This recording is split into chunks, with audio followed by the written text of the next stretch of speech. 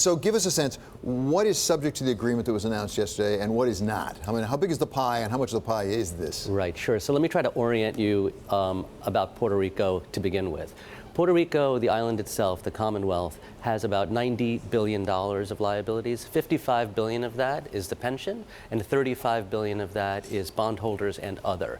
Of the 35 billion, there is 18 billion of general obligations credit.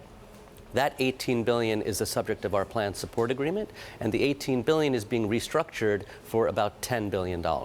So do you have all of the holders, the 18 billion, signing onto this agreement? Does it take care of that?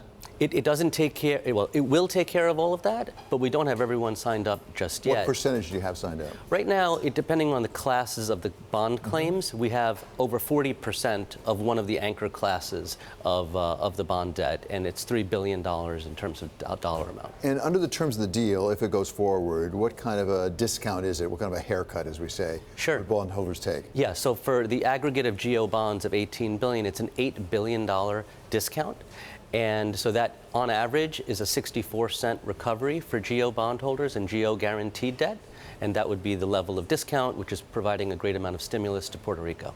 So there's been lots of tries to restructure, right? Like, so why is this plan best? Well, the difficulties in restructuring Puerto Rico, one of them has been, what do you do when the island is being challenged as to what are your available resources? How much can the island afford in terms of paying general obligations bondholders? The current groups that have coalesced are the ones who are looking forward to be constructive with long-term interests in Puerto Rico, not to be paid every last red cent today, but rather to reinvest in Puerto Rico's future with new GO bonds that will help restore the island to credit quality, and would give Puerto Rico the tailwinds that we've seen before with Detroit and Jefferson County to reestablish capital markets access and capital formation. So this deal, if it goes forward, would extend the obligations over a longer period of time. How long? It's going to refinance the obligations, and it's going to be capped out at 30 years, which is what the Constitution permits. And as far as you can put pencil to paper, will Puerto Rico be able to service those bonds at the newly discounted rate? Oh, they'll be at a substantial cushion, which will allow Puerto Rico to reinvest in important works and growth initiatives for the island. This is truly the beginning of the end for Puerto Rico in bankruptcy. It spells a lot of good news for the island. Doesn't the governor, though, not like it? And how does that work for you? Well, look, we've been working with the governor for years, and we look forward to working with him continuously. The governor has very important considerations for the on-island pensioners. The pensioners are not being asked by our group or any GO bondholders to take any impairments. We will stand by our planned support agreement even if there are no impairments for pensioners. So we look forward to working with the governor, addressing his concerns. So you would take a haircut, but the pensioners wouldn't?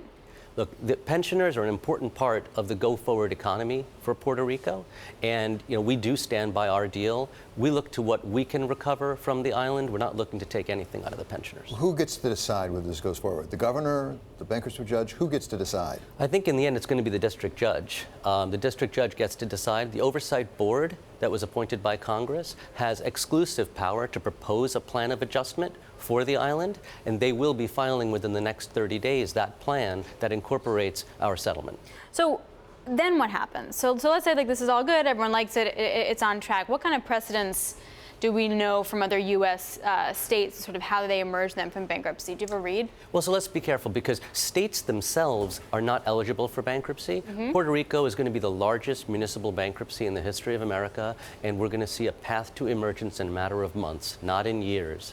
And what we hope to see and we expect to see are the dramatic tailwinds that counties like Jefferson County and cities like Detroit have seen and realized towards reestablishing access to the capital markets with an investment grade.